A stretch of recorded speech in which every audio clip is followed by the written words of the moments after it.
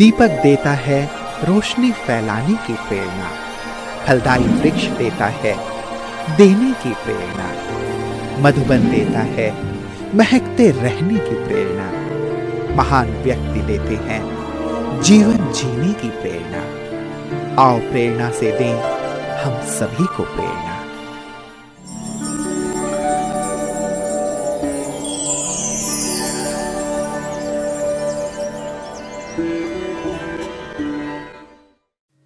अमृतसर पंजाब राज्य की आर्थिक राजधानी है। यह एक प्रमुख पर्यटन केंद्र है। अमृतसर सिख गुरु श्री हरमंदिर साहब जी का घर है, जिसे स्वर्ण मंदिर के रूप में जाना जाता है, जो सिख धर्म के सबसे अधिक दर्शनीय गुरुद्वारों में से एक है। अमृतसर नमक मंडी ब्रह्मा कुमारी ईश्वरीय विश्वविद्यालय की मुख्य संचालिका है राजयोगिनी लता दीदी जी। आपका जन्म 1972 में पंजाब राज्य के बटाला शहर में हुआ। आप बचपन से भक्ति एवं धार्मिकता में विशेष रुचि रखते थे। आप शांति, धैर्यता, मधुरता, सहनशीलता, रमणीकता, मिलनसार आदि दिव्य गुणों से भरपूर है। आपको सत्य की खोज में 1987 में परमात्मा का सत्य ज्ञान प्राप्त हुआ। 1988 में आपने संस्था के मुख्यालय माउंट आबू में बाप दादा से ईश्वरीय मिलन मनाया। बाबा एवं दादियों से विशेष प्रेरणा लेकर 1990 में आपने अपना जीवन ईश्वरीय सेवा में समर्पित किया। तब से आपने अमृतसर, अजनाला, शिवाली, हिमाचल प्रदेश के डलहौजी, चंबा आदि स्थानों में अपनी ईश्वरीय सेवाएं प्रदान की। 2018 से अमृतसर के नमक मंडी में स्थायी रूप से रहकर आप अपनी ईश्वरीय सेवाएं प्रदान कर रही हैं। वर्तमान समय दीदी जी के नेतृत्व में 100 से अधिक विद्यार्थी ज्ञान योग से अपने जीवन को दिव्य बना रहे हैं।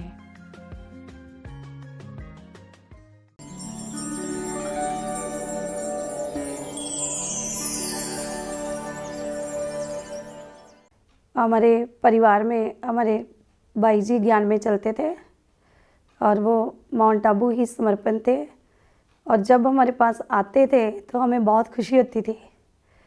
और जब भी हमें पता चलता था कि आज हमारे भाई जी ने आना है हमारे पास, तो हम सब आस पड़ोस को इकट्ठे कर लेते थे और ज्ञान की चर्चा करते थे। तो उनका नाम सबने महात्मा जी रखा था। तो वो इतनी अच्छी बातें सुनाते थे कि जो भी उनकी बातें सुनते थे तो समझ लो कि वहाँ पर पहुँच ही जाते थे ऊपर वाली दुनिया में। उनको इतना अच्छा अनुभव होता था। और हम भी जब बैठते थे उनके पास, तो एक दिन उन्होंने मेडिटेशन के बारे में बताया कि मेडिटेशन कैसे करते हैं। तो उन्होंने मेडिटेशन का हमें अभ्यास करना बताया कि अपने आप को आत्मा समझकर बैठो और परमात्मा को याद करो। तो हम यही सोचते थे कि हर एक कोई भगवान को याद तो करते हैं, पर भगवान किसको मिलता है और ये नहीं समझ आती थी। तो जब हमारे भाई जी बैठते थे मेडिटेशन करने, तो वो एक घंटों बैठे रहते थे। तो हमें बहुत अच्छा लगता था, तो हम भी उनके साथ बैठ जाते थे। तो उन्होंने कहा कि जब बैठे, और एक दिन उन्होंने कहा कि जब भी सभी ने बैठना और अपने आप को आत्मा समझकर बैठना है और अनुभव करना है कि देह नहीं, मैं कौन हूँ, एक आत्मा। तो जब आत्मा का रियलाइज़ किया कि सचमुच ये शरीर एक कवर है और मैं एक आत्मा हूँ, तो हम भी उस अभ्यास में खो गए। और हमें इतना अच्छा लगा मेडिटेशन करना, कि इतना अच्छा लगा कि बार बार मन चाहे कि नीचे आने को दिल ही ना करे। और इतना अच्छा अनुभव हुआ कि जैसे हम शरीर से बिल्कुल हल्के हो रहे हैं और ये शरीर है ही नहीं हमारे साथ।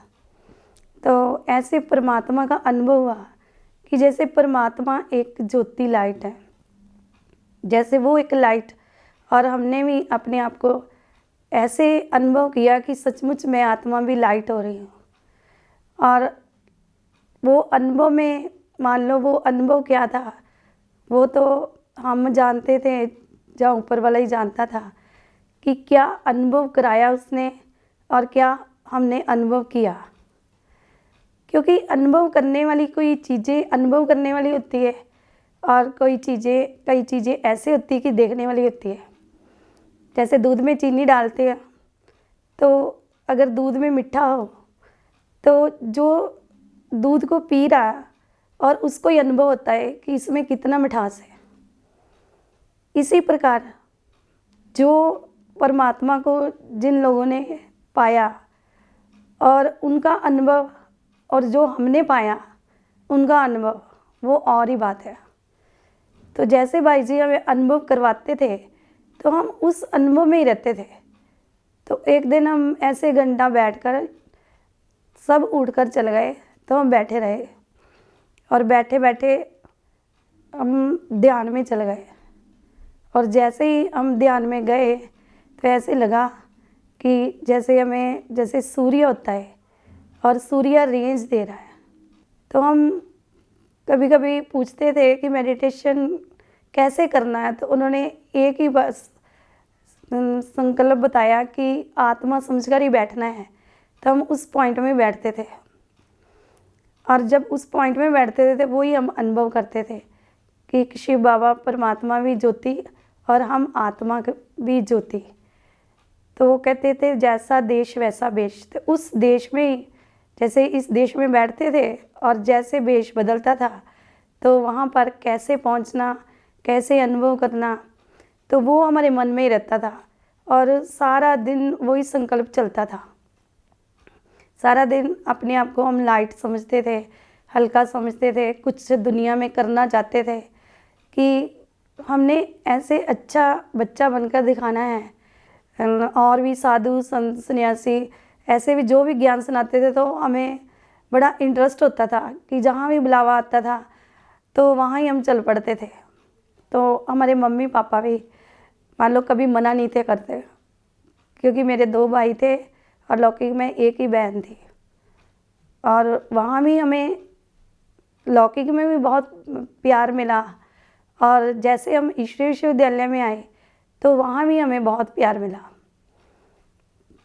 तो कहने का भाव कि परमात्मा को याद करना कई मुश्किल समझते हैं, तो हम मुश्किल कभी नहीं समझा, क्योंकि जैसे हमें सिखाया गया उस आधार से हम बैठ जाते थे। वही हमारी प्रैक्टिस अब तक भी चलती आई है। तो कहने का भाव है कि लौकिक में भी हमारा सारा परिवार, मैंने भगवान को अच्छा मानता था। और जैसे जैसे मम्मी पापा ने पालना दी कि सबसे पहले जब उठना अमृत वेले, और बैठना, खाना खिलौना कैसे, तो वो जैसे हमें बोलते थे हमें बहुत अच्छा लगता था। जैसे हमारे भाई जी ने ज्ञान दिया कि अमृत वेले कैसे 4 बजे उठते हैं, तो हमें 4 बजे भी उठना शुरू कर दिया। मैंने जो भी नियम मर्यादा है ईश्वरीय विश्वविद्यालय के, तो वो हम सारे जीवन के अंदर अपनाते थे। कोई भी हमें चीज़ को मुश्किल नहीं लगता था। तो ऐसे हमारा ईश्वरीय विश्वविद्यालय में आना भी हुआ। शुरुआत कैसे हुई कि भाई जी के एक दोस्त थे, अजीत भाई जी, आजकल वो सोनीपत में रह रहे हैं समर्पित। और जैसे वो पहुँचे हमारे घर, उन्होंने हमें देखा कि ये बहुत अच्छा मेडिटेशन करते हैं और इनको इंटरेस्ट भी बैठने का, मेडिटेशन करने का और ज्ञान सुनने का भी और दूसरों को सुनाने का भी। तो उन्होंने कहा हमें कि आप मेरे साथ चलोगे, तो हमें बहुत खुशी हुई। तो हमने भाई जी को कहा कि भाई जी ये कह रहे कि आश्रम में आप मेरे साथ चलो। तो भाई जी कहते हाँ, अगर आपकी चाहना है, दिल है, तो आप जा सकते हो। तो वो हमें अमृतसर में लेकर आए और उन्होंने हमारी शुरुआत की। और वहाँ पर जैसे हम पहुँचे बाबा के रूम में, तो हमें ऐसे लगा कि जैसे यहाँ पर एक बार नहीं आए, हज़ारों बार आ चुके हैं। तो वहाँ पर जैसे बाबा के रूम में बैठे और वहाँ एक अनुभव हुआ कि बाबा कहते कि बच्ची, या जो आप ढूंढ रही थी और वो जगह आपको मिल चुकी है और आप आगे बढ़ने की कोशिश करो। तो जब हमें ऐसे आवाज़ आई तो हमने इधर उधर देखा कि ये किसकी आवाज़ है, पर आवाज़ तो इधर उधर देखा तो कोई मैंने दिखाई नहीं दिया और अंदर से ऐसे अनुभव हुआ हमें। तो थोड़ी देर बाद हमें बुलाया गया और राज बहन जी के सामने आए और राज बहन जी ने हमें बहुत प्यार किया और उन्होंने भाई जी से बोला कि ये आप यहाँ ही रहेगी। तो बहन जी ने कहा कि आप यहाँ पर रहोगी आश्रम में। तो हमने कहा बहन जी, लक्ष्य तो हमारा यही है, आश्रम में रहना, पर इसकी नियम और मर्यादा क्या होती है ये आपको ही बताना पड़ेगा। तो बहन जी ने कहा कि हाँ, सब नियम बताएंगे, बैठना खिलौना चलना कैसे परिवार में। तो हम ऐसे जैसे बहन जी के पास रहे तो मान लो जैसे लौकिक में माँ होती है उससे भी बढ़ के माँ मिली हमें। तो एक माँ का टाइटल, जैसे हम दुर्गा माँ को मानते हैं, चिंतमुरनी को मानते हैं और शेरावाली को मानते हैं, ये जो 9 देवियों का गायन है, सचमुच बहन जी के अंदर और दर्श दीदी के अंदर हमने अनुभव किया। कहाँ कहाँ बहनों से गलती हो जाती है, कभी भी उन्होंने गलती को रियलाइज़ नहीं करवाया, उन्होंने करके कर्म दिखाया कि ऐसे नहीं और ऐसे काम सेवा करनी है। कभी कभी हमें काम मिल जाता था सेवा करने के लिए कि किचन का काम करो, पर लौकिक में तो आप समझते ही हो कि लड़कियां कैसे रहती है और कैसे उठना बैठना होता है, और यहाँ तो सब बहन जी ने कैसे नियम मर्यादाएं सिखाई। जैसे दुनिया में भी हम देखते हैं कि जब लड़की की शादी हो जाती है तो सब नियम मर्यादाएं रूल बदल जाते हैं। तो यहाँ भी ईश्वरीय विश्वविद्यालय में जब कोई भी संस्था में आता है तो हम वही कोशिश करते हैं नियम अपनाने के, पर हमें ये ज्ञान की समझ मिली कि यहाँ सब नियम मर्यादों में ही रहना पड़ता है।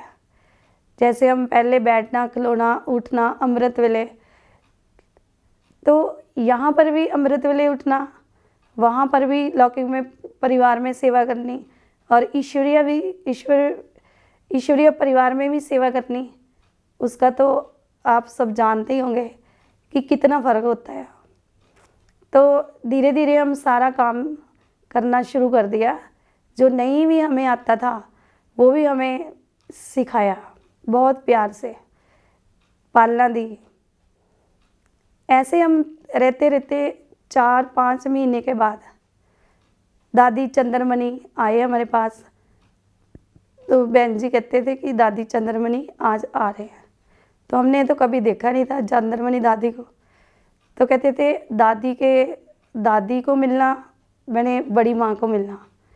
तो हम कहते थे एक माँ तो पहले लौकिक में, एक हमारे बहन जी और एक हमारे जो उसके बड़े भी दादी चंद्रमणि दादी, तो वो तीसरी माँ कौन सी होगी।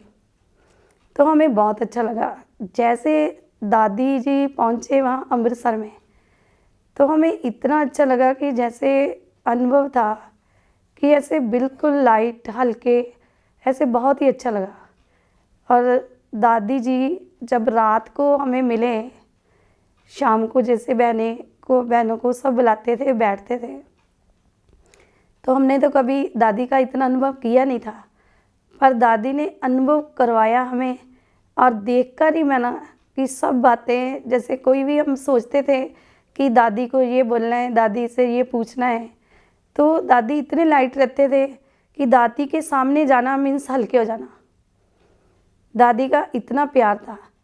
कोई भी बहन, हम सोचते थे कोई भी बहनें कि हमने दादी जी के पास बैठकर मान लो कोई बात करनी है, कोई बोझ जैसे होता है सिर पे और दुनिया में भी उतारने के लिए बड़ों के सामने बैठते हैं, तो यहाँ भी हमें ऐसा लगता था कि कोई भी बात मन में आती थी तो ये दादी जी को बताना बहुत अच्छा है। तो जब जाते थे तो मान लो कि वो प्रश्न का उत्तर हमें सामने बैठकर ही मिल जाता था। और दादी इतने मैंने लाइट हल्का कर देते थे कि जो बात हमने बोलनी वो भूल ही जाती थी। इतना दादी चंद्रमणि का प्यार मिला, पालना मिली। उन्होंने द्वारा ही हमें मैंने 7 दिन का कोर्स भी उन्होंने ही हमें दिया। और विजय बहन जी भी जो थे साथ में, उन्हों को भी बहुत अच्छा लगता था हमें देखना करना, हमें भी बहुत अच्छा लगता था उनके पास भी बैठना। तो ऐसे ऐसे करते दादी से हमें प्यार मिला, बहुत ही अच्छा लगा। फिर उसके बाद हम जब दादी ने कहा कि आपने माउंट आबू गए, तो हमने कहा माउंट आबू तो अभी देखा नहीं, हमें अभी 5 महीने हो गए आश्रम पर रहते हुए। तो दादी ने कहा कि राज इसको बालकी को मधुबन में लेकर आना। तो जैसे उन्होंने कहा और वो हमें मधुबन पर भी लेकर गए। और जैसे हम मधुबन में गए बाबा के सामने, बाबा को मिले और हमें बहुत ही अच्छा अनुभव हुआ बाबा का भी। तो हमने सुन रखा था कि दादी के तन में बाबा आते हैं, तो हम सुनते थे कि बाबा कैसे आते हैं और कैसे जाते हैं, पर हमें वो कोई ज्ञान नहीं था। जैसे हम बाबा के सामने आए तो जैसे वो थोड़ा सा ऐसे ही ले, जैसे बाबा उसके अंदर प्रवेश हुए तो हम कहीं खो गए जैसे। और हमने मन में थोड़ा सा संकल्प किया कि जैसे हम अपनी होश में आए, मैंने अनुभव में आए, जैसे मान लो कि सामने देख रहे या देखते हुए भी नहीं देख रहे, ऐसे कुछ अनुभव हो रहा था। तो बाबा का जैसे हमें अनुभव हुआ और मन में हमने संकल्प किया कि बाबा हमें देख रहे हैं। हम फर्स्ट बार बाबा को मिलने गए थे तो हमें पीछे वाली लाइन में बिठाया गया। तो मन में संकल्प आया सब बहनें तो आगे हैं और हम पीछे बैठे हैं। और बाबा ने देखा होगा कि नहीं, तो बाबा ने उस दिन मुरली चला दी। बाबा कहते जो मेरे बच्चे पीछे बैठते, लास्ट में बैठते, वो सबसे आगे मेरे बच्चे हैं। तो हमें बहुत अच्छा संकल्प, मैंने बाबा का जैसे ही बाबा ने ये बात सुनाई तो हमें बहुत ही अच्छा लगा। और पहले हम जब बाबा को मिले तो सब एक एक जना ऊपर जाते थे और बाबा को मिलते थे और बाबा वरदान भी देते थे बच्चों को। तो बाबा ने हमें वरदान दिया कि आप सदा ही संतुष्ट मनी हो। तो हम तो अभी छोटे ही थे, तो हम बाबा को देखते रहे तो मुस्कुराते रहे और बाबा भी हमें देखकर मुस्कुराते रहे। और बाबा ने जैसे हमें टोली दी, जैसे बाबा ने हमें टोली दी और हम पहुंच गए, ऐसे जैसे शरीर बिल्कुल हल्का हो रहा, कुछ हमें मिल रहा है। और क्या मिल रहा है ये हमें कोई पता नहीं था, वो अनुभव था। और बाबा ने कहा, वरदान दिया दूसरा कि आप सदा ही आगे बढ़ते रहना और हिम्मत रखना। तो वो बाबा का जो संकल्प था मान लो, और बाबा ने वरदान दिए, वो बाबा ने दिए, पर हमें ये नहीं मालूम था कि ये वरदान कैसे होते हैं भगवान के। पर वो दिन और ये दिन अब हम अनुभव कर रहे हैं कि सचमुच भगवान ही आगे बच्चों को बढ़ाते हैं। क्योंकि जैसे दुनिया में भी देखो कि माँ बाप ही बच्चों को आगे करते हैं हर चीज़ में, ऐसे शिव बाबा भी बच्चों को आगे करता है। जब हम उसके ऊपर निश्चय रख लेते हैं, विश्वास रख लेते हैं, तो सबसे बड़ा है निश्चय फाउंडेशन। तो जब हमारा निश्चय पक्का हो जाता है तो हम फिर हिल नहीं सकते हैं, फिर उनको नियम मर्यादाएं चलना मुश्किल नहीं लगता है। पर जिनको निश्चय नहीं होता और वो ना तो चल पर आगे जाते हैं और ना पीछे हटते हैं, तभी बाबा कहते हैं कि टाइटल देते हैं कि जामड़ा, जैसे छोटे के छोटे ही रह जाते हैं। क्योंकि बड़ी बुद्धि से कोई भी काम नहीं करते, छोटी बुद्धि से ही करते हैं।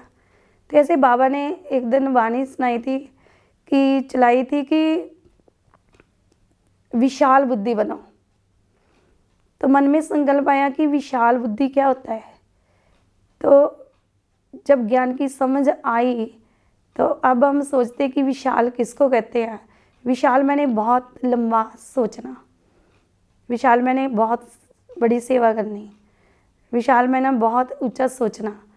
तो ऐसे ऐसे हम वाणी जब भी सुनते थे, ऐसे कई बातें हमें समझ नहीं आती थी, और जैसे हम बड़ी बहनों के पास बैठते थे तो वो हमें अनुभव कराते थे कि ये बात ऐसी नहीं ऐसी है, कि बाबा ने कहा है, तो हमें बहुत अच्छा लगता था।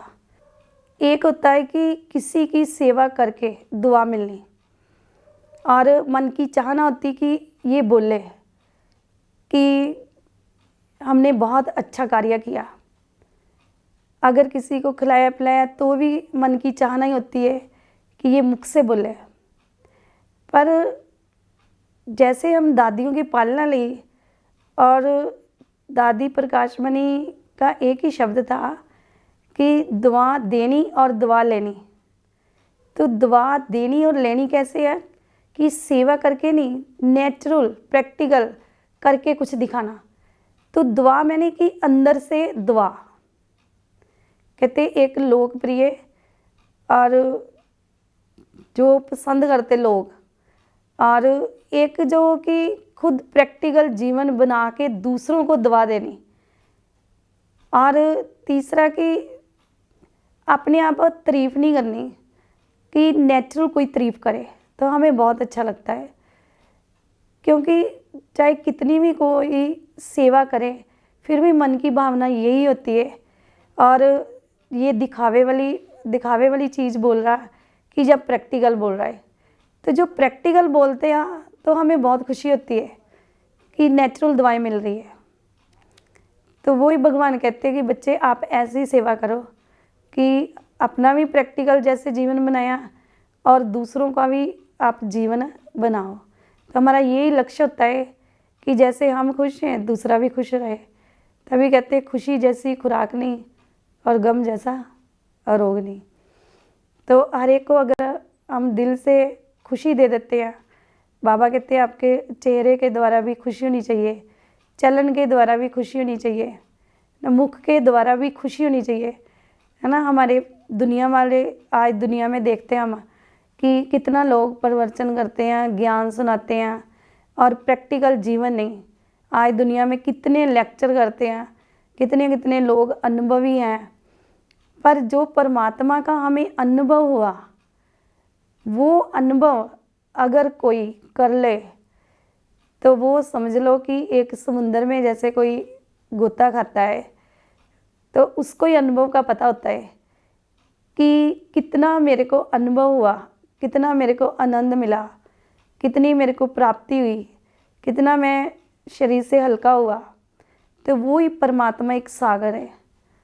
अगर उसमें हम अगर ज्ञान स्नान कर ले, दुनिया में भी स्नान करना और परमात्मा का अनुभव का स्नान करना, ये तो और ही बात है। जिसको अनुभव करना आ जाए वो कभी भी परमात्मा के बिना रह नहीं सकता। जब हमें ज्ञान मिला, समझ मिली, और हमें मन की यही चाहना होती है कि हम बड़ों के सामने मैंने हर बात सच्चाई और सफाई ईमानदार से उनके सामने पेश करें, बताएं उनको मैंने। और हमारी मन की भावना यही होती है कि हर एक को दुख नहीं देना, हर एक हमारे से संतुष्ट होकर ही जाए। हमारी ये भी भावना होती है, और हमारा ये भी पुरुषार्थ मान लो नियम मर्यादाएं कि जब ज्ञान में हम चले तो यहाँ पर पवित्रता बहुत अच्छी लगी, है ना, ज्ञान बहुत अच्छा लगा और ईमानदारी बहुत अच्छी लगी। वही जीवन के अंदर हम भी अपनाना चाहते हैं और चाह भी रहे हैं और प्रैक्टिकल कर भी रहे हैं। जो बड़ों ने हमें कहा वो हमारी चाहना होती है कि हम करके दिखाएं प्रैक्टिकल, और हमें बहुत खुशी होती है। कभी ऐसे वैसे भी बात आ जाती है तो हम बड़ों के सामने बोलकर हल्के हो जाते हैं, और हमारा अपना भी पुरुषार्थ यही रहता है कि हम सारा दिन ऐसे कि मेडिटेशन हमने 2 घंटे करना, अपना पुरुषार्थ जैसे सारा दिन में बीच बीच में जैसे बाबा ने कहा 24 घंटे, तो 24 घंटे तो नहीं, 24 मैंने घंटों में भी हम 24 घंटे सोच लेते हैं पर उसको हम प्रैक्टिकल करके नहीं दिखाते। पर मेरा अनुभव यही है कि हम प्रैक्टिकल करके दिखा सकते हैं, क्योंकि परमात्मा के ऊपर जिसको निश्चय है, अब जब हमें निश्चय है तो हम इस पुरुषार्थ को ही आगे बढ़ाते हैं कि हम भी मेडिटेशन करें और दूसरों का भी कराएं। तो मैं तो चाहती यही हूँ कि मेडिटेशन करना बहुत ज़रूरी है। तो मैं हर टाइम, जब भी मेरा टाइम लगता है और मैं मेडिटेशन में बैठती हूँ और उसका अनुभव भी करती हूँ और दूसरों को भी कराती हूँ। हम अपनी स्थिति बनाने के लिए पुरुषार्थ यही करती हूँ कि हम खुद भी हल्के रहें और ब्राह्मण परिवार और हमारे जो साथी, उनको भी हम हल्का करने का अनुभव कराएं। जैसे मम्मा ने कहा था कि अब नहीं तो कभी नहीं, अंतिम घड़ी जो अभी जो काम करना मैंने अभी ही करना है। तो हमारा भी यही पुरुषार्थ रहता है कि अभी जो भी हमें बड़े सेवा देते हैं तो हमने अभी करके दिखाना है और उसमें भी सफल होकर दिखाना है। तो जब हम अंदर से ये संकल्प करते हैं सफल होकर दिखाना है, तो हमारी यही चाहना होती है कि जो भी हमारे ब्राह्मण परिवार, ये भी वो ही पुरुषार्थ करें कि जो भी इनको भी सेवा मिले, जो भी हम कहते हैं इनको सेवा करें, तो वो भी अभी का अभी करें, अब नहीं तो कब नहीं कहते।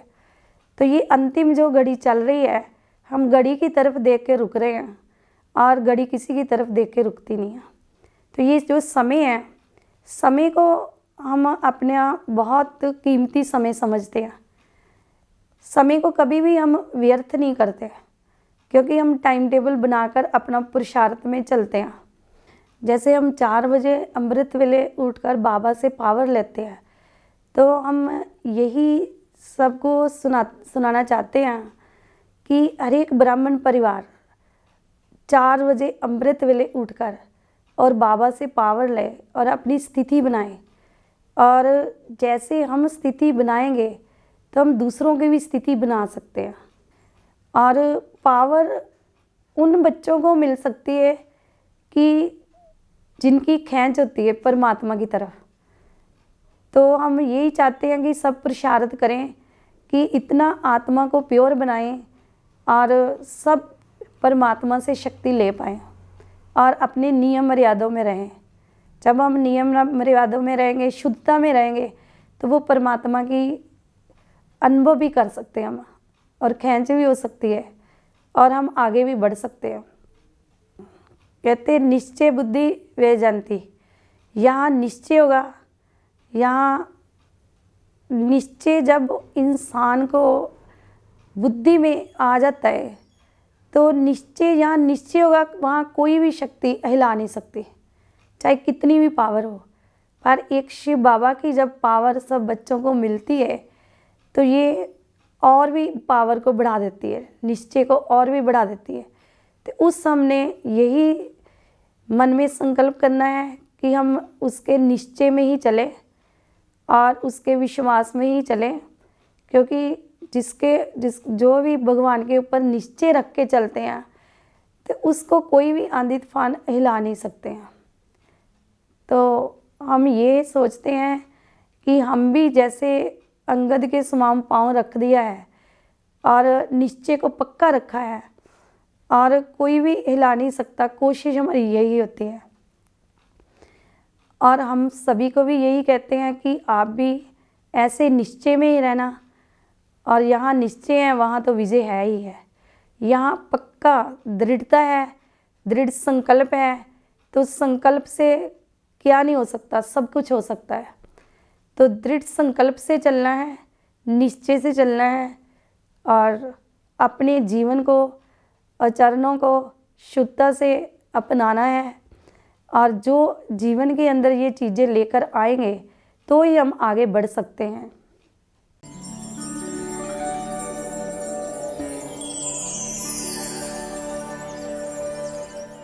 कुमारियों के प्रति उनकी जो विशेष जो बात यही है कि हम कुमारियों को कैसे आगे बढ़ना है वो हमें सिखाते हैं। हर सेवाओं में कहीं भी हो वो हमें हमेशा आगे रखते हैं। तो ये मुझे सबसे अच्छा लगता है कि कैसे, मतलब वो कैसे हम मोटिवेट करती हैं वो हर चीज़ में कि कैसे हम कुमारियों को बाबा की सेवाओं में कैसे आगे बढ़ना है, कैसे मतलब रहना है, वो सब सिखाते हैं। लता दीदी के बारे में सबसे पहले मैं ये कहना चाहता हूँ कि उनमें सबसे बढ़िया जो है वो सेवा भाव बहुत है। उनकी कोशिश होती है कि सेवा के कैसे नए नए प्लान बनाए जाएं और कैसे इसको इम्प्लीमेंट किया गया। हर वक्त इसी उमंग उत्साह में रहते हैं कि किस तरह सेवा के प्रोग्राम जो बना के हम सभी को आगे बढ़ाया जाए। सभी को ना खिलाने का बहुत शौक है कि जैसे कोई भी प्रोग्राम बना लें, हफ्ते में एक बार ऐसा कर लें कि सभी का उमंग सा बढ़ा रहे, मिलके कुछ ना कुछ बनाएं और सभी मिलके खाएं। दीदी की विशेषता मेन ये है कि वो हमारे अंदर गुण और विशेषता है जो हमारे अंदर है, हमें भी पता नहीं है। वो हमें उस कार्य में, सेवाओं में यूज़ करते हैं। हमें बोलते हैं आओ ये वाली सेवाएं करो आप। जब हम सेवा करते हैं तो हम देखते हैं कि ये सेवा हमने की है, हमें तो ये आता भी नहीं था। और दीदी वो वाला गुण और विशेषता हमें वो भर देते हैं। जब वो करते हैं तो हम वो वाली चीज़ को फील करते हैं। दीदी हमारे जो सेंटर के इंचार्ज हैं वो बहुत ही निर्माणचित और मीठे, और जैसे बाबा बोलता है कि यज्ञ का एक भी कणा वेस्ट नहीं करने देते, और कैसे यज्ञ में कैसी कैसी सेवा लेते हैं ये दीदी को अच्छा और कोई नहीं जानता। और ये बहुत ही अच्छी बात है। हम जैसे बाबा बोलता है कि सेवा से भाग्य मिलता है, तो मेरे हिसाब से दीदी बहुत ही अच्छा काम करते हैं। जो हमारा खुद का तो उनका भाग्य बहुत ही ऊंचा है, समर्पित हुए हैं, और हमारा भी बना रहे हैं भाग्य। लता दीदी में देखने में ये विशेषता आती है कि दीदी हर नेगेटिव बात को पॉजिटिव में लेते हैं। और दीदी का दिल इतना बड़ा है, विशाल है। और दीदी का हर एक छोटे के साथ, बड़े के साथ बहुत अच्छे से चलते हैं, प्यार से चलते हैं। और मन में दीदी के किसी के प्रति कोई ईर्ष्या, कोई घृणा, कोई वैर भाव नहीं है। दीदी फट से क्या हर एक को जल्दी से आकर बुला लेते हैं, खुद ही बात कर लेते हैं। लता दीदी हैं, उनकी सबसे पहली विशेषता ये अच्छी लगती है, जैसे उनका दिल बहुत बड़ा है सभी आत्माओं के लिए, चाहे वो ब्राह्मण परिवार से हो और चाहे कोई भी उनके सामने आता है तो वो उनकी मदद करने के लिए हमेशा आगे रहते हैं और दूसरों को भी इनकरेज करते हैं कि कैसे उनकी मदद की जाए जो ज़रूरतमंद हैं। दूसरी विशेषता, जब वो मुरली सुनाते हैं तो वो माहौल को बहुत खुशनुमा रखते हैं बाबा की मुरली सुनाते हुए, और अपने अनुभव ज़रूर बताते हैं उसमें। जब भी मुझे कोई प्रॉब्लम आता है तो मैं दीदी से ज़रूर शेयर करती हूँ, और जब भी दीदी से शेयर किया जाता है तो दीदी मुझे बहुत अच्छी उसके ऊपर सजेस्ट करते हैं और उसको मैं इम्प्लीमेंट करती हूँ तब, तो उसका बहुत अच्छा रिजल्ट मुझे मिलता है।